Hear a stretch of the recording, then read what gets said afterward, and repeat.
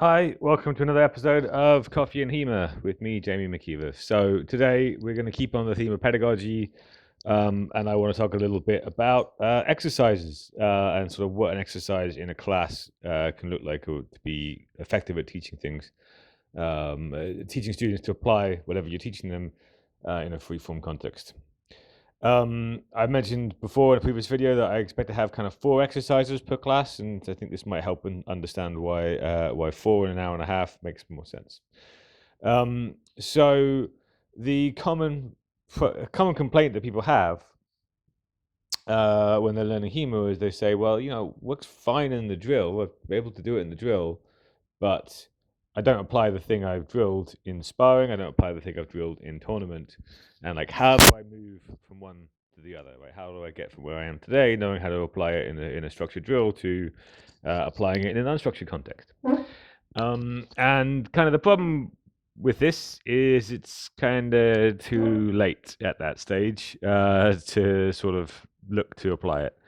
If the drill is too static, if the drill does not include how to select the correct technique as part of it, then going from a learnt technique to applying it in the sparring context is incredibly difficult for a student to do. The important thing I would say when you're sort of doing your exercise design is to consider how you include not just doing the action, but selecting the correct action as part of the drill. And there are different ways of doing that. Kind of games-based teaching is a good way in that you can sort of you give some kind of selection. But I would suggest that the simplest way of moving from a sort of more traditional structural drill to something which is a bit more varied and moves towards um, the towards selection and application is to include some kind of variation within every exercise that you've got. And the variations you have can be variable themselves, so that students are able to increase or decrease the difficulty of the drill according to their needs, on their own, or you're able, as a teacher, to suggest, okay, maybe you need to up it, or maybe you need to lower it. Some common ways of just adding some variation to your drills that will massively help your students in terms of applying them are varying the strikes and the guards that are used, right? So, and this can apply to any drill of any format, or even you could just start doing it in a drill, even if the instructor hasn't told you to. You can you don't have to always start from the same guard and reset the same guard. You can try and do and set up exactly the same situation from a different guard. Likewise, there are normally 2 or 3 different strikes you could do to be able to set up the same kind of position. And again, if you can do them, right? Ideally speaking, most drills should have a complete freedom of choice of starting guard and cut to for the person to use.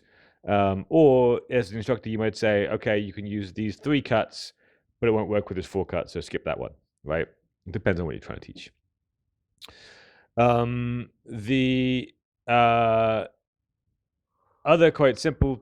Wow, that was fast today. Other quite simple ones you can use are kind of varying the distance that you start at. So starting a bit further away, kind of coming in from that kind of perspective, or having some kind of movement between it. So you have to select when is the moment to strike, right? Not just going back to the same distance and doing the same thing again, but you strike by a particular trigger. Could be a distance-based trigger. Could be the opponent is doing something, them changing guard or something that's triggering it. Could be kind of doing multiple strikes potentially as well before you go to the real strike. And these are kind of tricks that you can do to just kind of vary any kind of drill in its own right, and will very quickly get it much better for a student to be able to transfer from the drill into sparring, because already with just these minor levels of variation, they're having to do some level of choice and personal adaptation to the situation to understand how they can get the outcome that they want. I would also encourage you when doing your drill design to include multiple good options for the student to do, as well as the kind of the do nothing or the back the fuck up option, as I like to think about it.